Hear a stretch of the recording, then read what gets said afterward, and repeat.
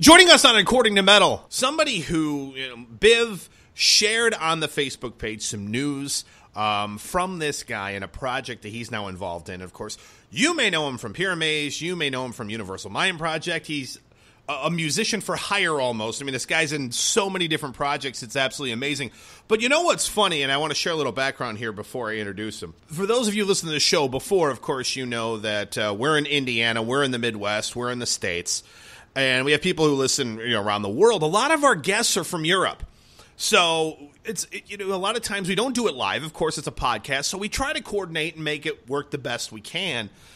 We're 6 hours behind what Europe would be. So if they want to do an interview at, let's say, 9 at night, well, that's, of course, going to be 3 in the afternoon here. You get where I'm going with this. So stupid me making the assumption that our guest is in Pyramaze. They're primarily a Danish band. I got to figure out the time difference, what's going to work for him. And he goes, dude, I live in Minnesota. So I go, oh, well, stupid me. It shows what I know. And I don't know what's up with Minnesota, Biv. Like, of every episode we do, it seems like Minnesota and According to Metal are like tight, man. We had Lance King on. Should just relocate. Yeah, I know. We probably should. We had Matt Odson on from Chaos Frame last episode. And, of course, joining us on According to Metal is Jonah Weingarten from Pyramaze, from Universal Mind Project. And he's got, speaking of projects, a killer project we're going to ask him a little bit about. But, Jonah, could you do me a favor, just so it doesn't make me sound so stupid? For, the first 5 seconds, could you, talk, in a Danish accent of some sort, so at least it doesn't make me sound like an idiot so much? Sure. Være ikke genert. Jeg elsker dig med hele af mit hjerte. Oh, hey, welcome to the program, Jonah. We appreciate it, man. Thanks. I know it's... it's probably 4 in the morning there where you're at, so thanks for joining us. We really appreciate it. Yeah, no problem. Yeah, but Jonah, of course, is in Minnesota. So, yeah, I think we're going to have to just relocate, dude. I think that's where we need to be home, Biv. But glad you're on the show, man. I don't know if I'd recommend for anybody to live here, man. It's like living in the Arctic North. Well, you know what's funny? I have a friend of mine who lives in Zimmerman, and he took a picture of the de-icer, what you use at a gas station to clean your windshield. And It was a snow cone, dude. The entire solution was frozen at the gas station. And I went, oh my gosh, it's really cold there. Yeah, it's pretty bad right now. I don't even want to leave the house. Well, Jonah, as Jason had alluded to, that I saw the Sentinels project. I think it was a sponsored ad on Facebook that I saw, and I immediately saw you and Matt Barlow, and I thought, well, this is awesome. You two haven't been together, since, other than the appearance last year, ProgPower USA. You guys were last, I guess, recorded together anyway, approximately 10 years ago. Is that about right? Yeah. The Pyramaze Immortal album came out in 2008, so almost 10 years ago. So I'm assuming this project was kind of born out of that relationship and maybe even rekindled a little bit at his appearance at ProgPower. Yeah, that's an accurate assessment. Okay. There was a few things that led to this collaboration. I think the main thing is just that Matt's a super cool guy, and he's a good buddy of mine. And then also, of course, the obvious musical chemistry that we have. There was a ballad on the Immortal record called Legacy in a Rhyme, and that really struck a chord with a lot of people, and I've had a lot of people come to me and tell me that it's their favorite Pyramaze song ever, or on that album at least. And it's just keyboards and vocals. So after ProgPower, Matt and I were talking about doing something together, and I mean, the metal band thing seems kind of obvious, and Matt actually had the idea of basically becoming heavy metal's first lounge act, which I laughed at, and then I was like, oh yeah, that might be cool, He's like, yeah, let's just make a duo. You just write the music, and then I'll write the lyrics and the vocal melodies, and we'll record it, and we'll make a whole album. Me being a huge fan of movie score music and cinematic orchestration and trailer music and all that kind of stuff, I got to work right away over the last few months. I got in the recording studio, and I just started laying down some ideas. And, and of course I'm thinking like Barlow's voice is so powerful and rich. What can I do? What kind of music can I make that will complement his vocals the best? And, of course I was thinking like, okay, so Legacy in a Rhyme, it was piano and strings and then vocals and stuff like that. So obviously I did some of that, but I was also doing some really like kind of bigger sounding stuff with timpani and,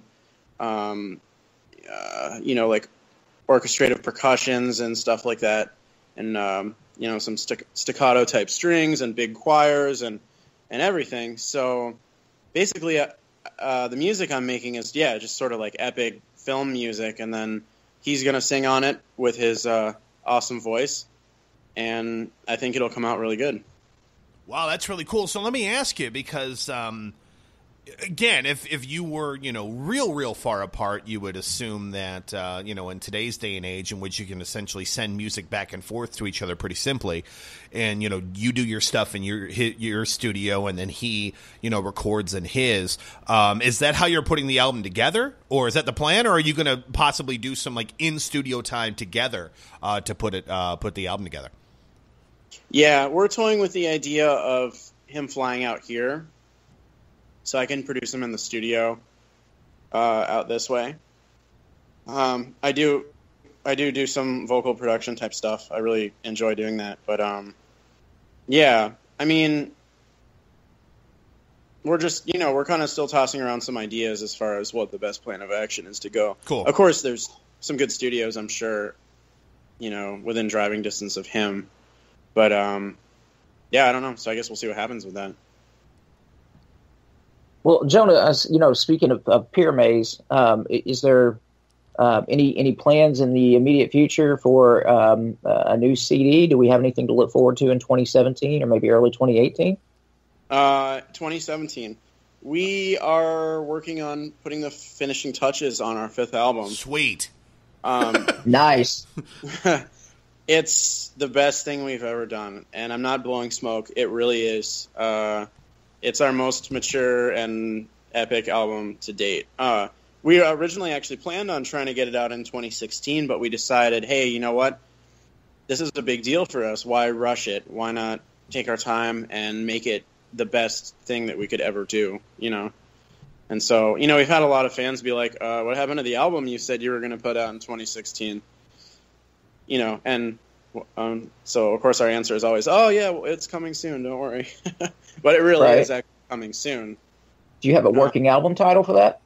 We do. I can't say what it is yet, though, of course. Oh. No, yeah. and speaking of Pyramaze and speaking of your music, you mentioned Legacy of a Rhyme is a fan favorite, and it, not having all of the quote-unquote makeup of a traditional metal song, obviously, as far as instruments are concerned.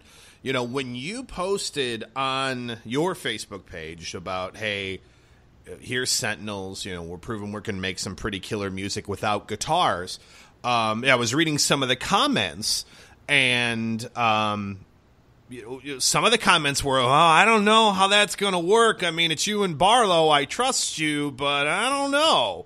So what would you say to somebody who's a flat-out skeptic of, I just don't know, man, in regards to this project?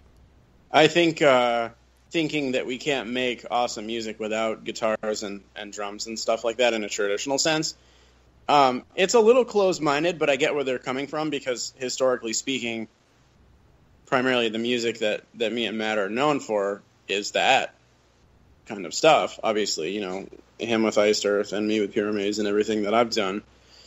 But, I think that this project sort of raises the question, can you make metal without guitars and traditional instruments that it's associated with? Could we have an album that is so epic and powerful simply using keyboards and piano and vocals that it could still fall under the umbrella of metal, which is a large umbrella when you think about it? Sure. I think, if anyone could do that, I think it's me and Matt. And we both really believe in what we're doing, and we believe in each other, and we know what we're capable of. And I am not the kind of metal purist, and I can't speak for Biv, but, Some of my favorite songs that on the surface don't appear to be heavy, when you really get into them emotionally, are heavier than heck in a weird way. Like, not, instrument-wise, but just emotionally. You get that sense, you get that feeling. So I have absolute confidence 100% that you guys could easily do that. Thank you. I mean, the stuff's coming out great. He's been demoing up vocals in his little home studio. And it's very inspired and it's unique. So, yeah, I mean, I have high hopes for it. And the response that we've received and how many people it's reached on social media and all that has been really inspiring. And we're like, wow, okay, this is going to be even bigger than we thought. This could be huge, We're throwing ourselves into it. I was just going to ask real quick. Now, as I mentioned before, you guys had kind of come together last year at ProgPower, and believe it or not, I've never been. I'm going this year for the first time. I've got all my tickets day 1 through 4. But can you tell the fans that haven't been there before what that experience is like? How is ProgPower different than any other venue or, I guess, concert, or how is it different? Is the vibe different? Yeah, it is. ProgPower is really, it's just really a big family. It seems like everybody knows everybody, and there's not a lot of egos floating around and stuff like that. So it's really, it's really nice. And, I met a lot of my fans there this year, and who are now my friends, and I think that there's a lot of that going around, where it's just a bunch of people that all love this kind of music, and some of us play it and some of us appreciate it and listen to it as a fan.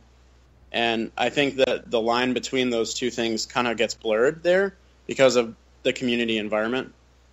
Mm-hmm. And the promoters are really great people, and they're in it for the right reason. They love the music, and it really is different. I've been there as a fan too, just to visit before, and then of course I've performed there twice now. So I love it. And when we had Lacey Mucklow on the show, of course, who was there, when we asked her, what was your highlight? She far and away said, almost everybody there felt, Pyramaze's show with Barlow and Lance King was back in the fold. It was a big freaking deal. And everyone just walked away feeling, holy crap, this was an epic show. But from your standpoint, on your end, did you kind of have the same vibe? Yeah, my thoughts were this was the greatest moment of my life. After we were done playing, I just walked to the edge of the stage, and I could just feel so much energy and appreciation from the crowd. It was just the sea of people and so many faces out in the audience that I knew. And, it was just really amazing. I'll never forget it. And it was, the best moment of my life, truly. And I have played a lot of festivals over in Europe and stuff like that, and they've all been great. But, of course, this sort of was more symbolic, for me. It was the culmination of my discography and my whole history with this band. Right. Me and Morton being the only original members from the very beginning. Jakob was always there producing us and stuff like that too. But, I've been through all this with the lineup changes and the various singers and stuff. But to be able to share the stage with all of them, and to play the best songs from all our albums, and then of course for us to do Disciples of the Sun all together with all three singers was just awesome. That's a once in a lifetime thing. And please tell me there's a DVD release of that coming soon. Oh yeah, it might be in the works. No, I'm sorry. I'm so sorry. I always have to be so elusive in these interviews. It's cool because there's always behind the scenes things that I'm not allowed to reveal and say. I don't want to get in trouble. So, but sure.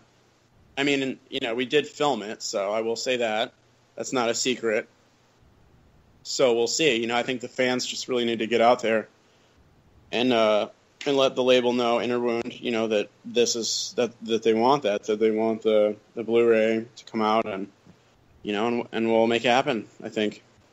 Well, here's something we can announce, and here's something, of course, I know that you wouldn't mind sharing with us, but, with everything that you do, and especially with Disciples of the Sun being an incredible album, is there, every time we have somebody on the show, we want to highlight at least one song from the